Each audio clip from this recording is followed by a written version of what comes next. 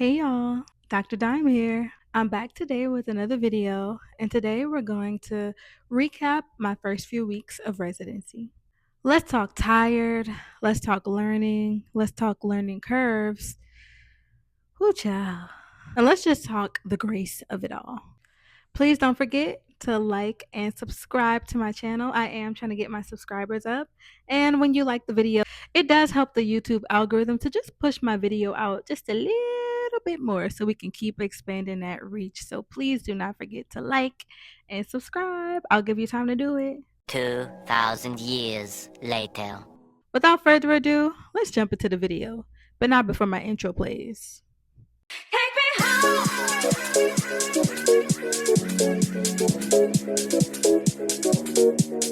Take me home. So let's talk expectations versus reality. So what I thought residency would be like is I thought it was going to be hard for sure. I thought that I would be lost. I thought I wouldn't have my grounding. I thought that I'd get there on day one and I'd be like shaking in my boots. I thought that emotionally I would be confident but also scared at the same time because there's a whole new set of expectations on you as a doctor versus a medical student.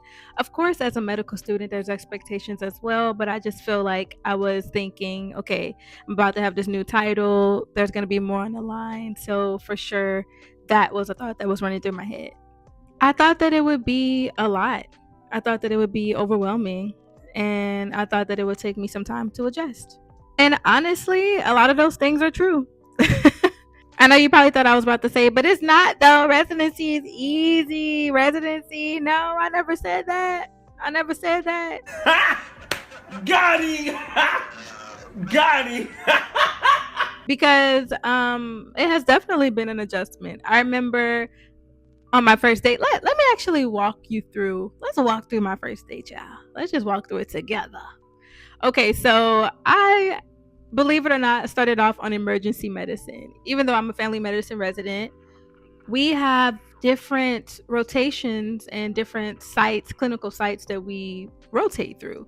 And so the first one that I started with is emergency medicine. And I definitely knew that that was going to be a lot just because of what it entails. Like, it's emergency medicine. There are emergencies going on that you have to tend to. Psychiatric. Hey! Let me see it. Go get them. Secure! The role of a family medicine physician in an emergency medicine team is pretty much the same as the role of an emergency medicine resident on the emergency medicine team, meaning that my expectations are not any different than that of an emergency medicine resident or intern, I should say. I'm expected to see patients, I'm expected to triage patients, I'm expected to treat patients. Therefore, before I walked in on day one, I already knew what lay ahead of me. I kind of just had to mentally prepare myself for that and kind of hype myself up and tell myself, you can do it. You've done an emergency medicine rotation in medical school and you'll do it again in residency. The only difference this time is that you'll have a chance to actually manage the patients more, put in orders, and have more of a say when it comes to the team. So on day one, when I walked in, I must admit, I felt very overwhelmed. Everything seemed to just be going so fast, and my mind seemed to be going extra slow that day. It was confusing. But there was a new electronic, what is it called again? EMR, electronic medical my brain is fried. There was a new system to work in. It's not my home institution, so it was also a new hospital. So that means new people, new team, new everything all on day one. So I felt very overwhelmed. When I got to sign out, I introduced myself to the team. Hey, how y'all doing? They were very nice. That's for sure. They were very nice, especially since it was my first day.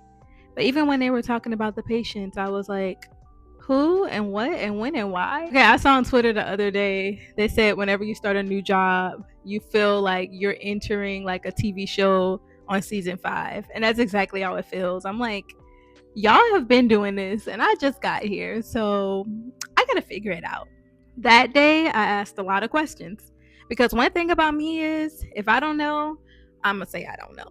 because I'd rather say I don't know than put a patient at harm. I'd rather just admit to, hey, I do not know.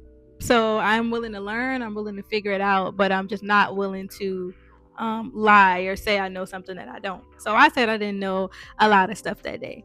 There's a lot of stuff that I knew about patient care because that's what we learn in medical school, but we don't learn all the other stuff. We learn how to take notes, how to do assessments and plans, but it's just different in residency. Like you're not only doing that, but you have to know how to put in orders and order sets, and there's just a lot of buttons you have to click. You have to know how to do consults, and I had never done any of that before. I remember when I saw my first patient and I introduced myself as doctor. That felt so different. I am really the doctor here, and it hit me. You know, there were nurses asking me if they could do XYZ, and I'm just like, wow, they're really asking me? I just got here. That being said, it's this whole new sense of responsibility that you have once you're a resident. Overall, though, I feel like my first day went as good as it could. Even though I was overwhelmed, I tried not to show that on the outside and just try to stay calm because one thing about it for sure is in emergency medicine and in any situation, honestly, you have to stay calm. Not being calm doesn't help it. Doesn't help the situation out at all. Cortisol levels rise. When you're stressed out, you're not able to think as clearly. So it's good to just take that deep breath in and out and just know that hey, I'm surviving. I'll get through this. I'm okay. I reminded myself of that a lot on the first day and I gave myself the grace that I deserved. So let's talk about adjustments and how that pertain to my schedule. So, on emergency medicine, schedules are all over the place. I have had night shifts, I've had morning shifts, I've had midday shifts, and everything in between. My first few shifts were 12-hour shifts, and some of those were overnight. Let's say I got there at 7 p.m. the night before. Well, I get off at 7 a.m. the next day. So that's how a lot of my shifts were, and that was overwhelming because I'm not a night person at all. I enjoy my sleep. Have you ever had a dream that that you had you That's one of the reasons why I really like family medicine is because I feel like you can still have a life outside of medicine and the schedules are pretty much the same as other people's schedules in that you have essentially like a 9 to 5, which I do like. So emergency medicine is different because you have longer shifts, but then you also have more time off like throughout the month, right? Like an emergency medicine physician may work, I don't know, like 15 times out of the month. And then the other time, like when they're off, they are off. But when they're on, they're on. So I've been living that life because I am still on my emergency medicine rotation. So I've been definitely living that life. Like I'm recording this video right now on a day that I am off because I have to make time for the things that I love, like YouTube. I have to make time for that on my days off because when I'm on, I'm on. There's no time to stop. There's no time to talk, no time to breathe. It's time to work. With a hard K. Nevertheless, I feel like I've adjusted to the schedule well. I always make sure that I eat before I go in, or I grab something at the hospital, cafeteria, make sure I get my coffee, and just start my day off right. I always try to be there a bit early because to me, being early is on time. Being on time is late, and if you're late, just don't show up. If you can help it, being early is being on time. And I just try to make sure I have my mindset right about the way that the day is going to go. Because I feel like when you do that, your day can tend to be better, more planned versus getting up, trying to rush and everything. I don't like to do all that. I like to have my clothes prepped the night before I have a shift, even down from the scrubs to the jacket. I have everything ready to go because when in the morning I like to just get up, do things very efficiently so I can get about my day.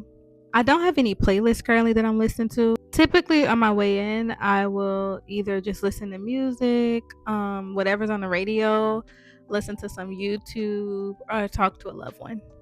So I would say overall, the way that I've been managing my schedule is just by taking it day by day and having a general plan of what I'm going to accomplish that day, and also having some type of goal for my shift. So whether it be to learn the EMR better or whether it be to do more procedures that day, I always try to have something that I want to accomplish by the end of the day. And that usually helps me get through my shifts too. In addition to that, I've really been enjoying the team that I work with. The group of doctors that I work with are very kind. There's always somebody new every time. But so far, I haven't had any bad experiences, and that definitely makes it better because even though I'm not an emergency medicine physician, I'm still on their team, and they don't make me feel any different. They don't make me feel like I'm, don't belong there. I learn a lot, I get to do a lot, and I'm grateful for that. Something that's made me proud, even throughout just my first 2 weeks, 2.5 weeks, is when I hear that I'm a good doctor. Because sometimes you really need to hear that. Oh.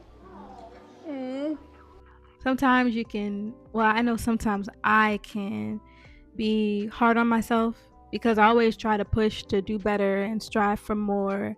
And so when I feel like I haven't met a certain threshold, I can beat myself down a little bit, which I am trying to stop doing because at the end of the day, nobody's perfect. But hearing that I'm a good doctor, it really does make me feel like my efforts are, I don't even want to say not going unnoticed because truly it doesn't really matter if they're noticed or not, but it helps me to have more motivation and to think to myself that the things that I'm doing, the way that I'm trying to show up and the way I'm putting in all this effort, it's paying off.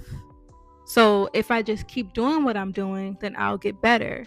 And if I get better, then I'll be at my goal by the time I graduate residency, which that goal is simply to be a great physician. I'm not in it just to be in it. I'm in it to really learn. I really value learning and I want to learn in residency and I want to just strive for greatness and become who I know that I'm capable of being. So when I hear things like that, it definitely makes me feel good and it pushes me even further. It's such a motivating factor. So if you know a doctor, or if you know somebody in med school or something like that, just do me a favor and just tell them that they're doing a good job because we do need to hear that. This is a really hard field and it's good to have motivation. So, some of the challenges that I've had in residency is definitely learning the system. That is something that I feel like is not talked about as much in medical school, but half of the battle is quite literally the system. Learning the EMR, learning how to do orders, learning what a good note is, learning how to do a discharge, learning all of that, how to do consult, what should you include in a consult, what is pertinent information, what kind of labs do you need, what kind of labs don't you need, what kind of imaging do you need, what kind of imaging don't you need, who needs to be involved on the team, is this a case that needs to be escalated, is it a case that's okay, is this something that you should ask your upper, or is this something that you should be able to do by yourself? Is this medication necessary to order? Is it too strong? Is it too weak? Is it this? Is it that? This, that, they, them, her, him, Tiana, Khadijah, Lenny, Carvel, him, her. it can be overwhelming. And that's been something that I've just been trying to get better with. So anytime I know somebody that's good with the EMR, I'm like, please teach me, please. Because I am so willing to learn. I'm so down to learn. So that's been something that I've been working on. Let's talk self care and staying grounded. What's been helping me? Well, believe it or not, you have been. YouTube is a place where I can just share my thoughts in a way that is not toxic, in a way that I feel like is giving back to the community, giving back to others, and I can, just share my experiences with people that actually want to hear them. And I don't know, it feels like home for me. Like I'm so grateful for my channel, and even though it's small right now, it's okay. I'm still happy about it, and it helps me have something else to look forward to as well. I love seeing my patients. I love treating my patients, but you also have to have hobbies outside of medicine in order to still love medicine. Another thing that I like to do is I love taking walks and I love to run. So anytime I can, I try to take me a walk, just enjoy nature, unplug from my phone, and appreciate what's around me. Knowing that medicine is one part of my life, but it's not who I am as a person. I am first and foremost an individual, and medicine is a big part of who I am, but it's not all that I am. So when I do things that are not related to this at all, it's very helpful. Which is why I think I'm going to actually start recording more hair videos and just different types of things on my channel. like I originally wanted to do, because that's just as important to me. Also, doing my skincare really helps me stay grounded. I try to do a nightly skincare routine, and it's not a lot of steps, but it takes a little time, I would say, like longer than 5 minutes, because that's my time just for me. That's my time to de stress, that's my time to unwind. And when I take my shower, I'm able to just relax and talking to loved ones. Those type of things also help me to stay grounded as well. So just making sure I stay in touch with everybody and stay in touch with myself. Here are my final thoughts. Here's something that I would have told myself 2 weeks ago. I would have told myself to breathe, do your day, and repeat, right? Because no matter what, in every situation, when there is something new, there's going to be an adjustment. And that's okay. If you're a medical student watching, just know that every step, right? Every step is like a ladder. You keep getting higher and higher and higher. And so every time there's, again, that adjustment. And it might even feel like that in med school right now. Like you might feel overwhelmed. But things are the same in residency. That feeling doesn't go away. So it's good to come up with coping mechanisms now. That way, whenever you get to this point, you're not stranded or lost and you don't feel too overwhelmed. So residency, it is hard, but grace is carrying me through. All right, y'all, that's it for today's video. Please, again, do me a favor. Like, comment, share, subscribe, everything you can do to support me, go ahead and do it. Because this video, watching it is free. Clock that too. Clock it. Okay, y'all. Well, until next time, I guess I'll see you on the flip side. Bye.